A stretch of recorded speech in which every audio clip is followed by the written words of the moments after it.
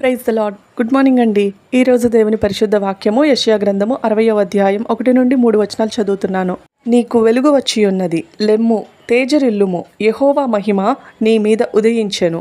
చూడుము, భూమిని చీకటి కమ్ముచున్నది, కటిక చీకటి జనములను కమ్ముచున్నది. యెహోవా నీ మీద ఉదయించుచున్నాడు, ఆయన మహిమ నీ మీద కనబడుచున్నది.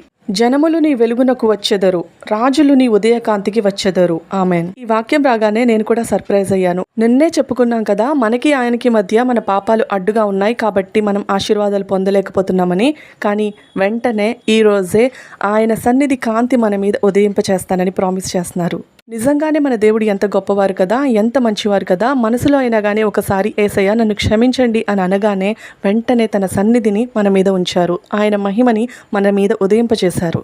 ఈ లోకమంతా పాపమనే చీకట్లో నాశనం అయిపోయినా కానీ ఆయన ఇచ్చే రక్షణనే మనకు వెలుగుగా ఉంచుతానని ఆయన ప్రామిస్ చేస్తున్నారు.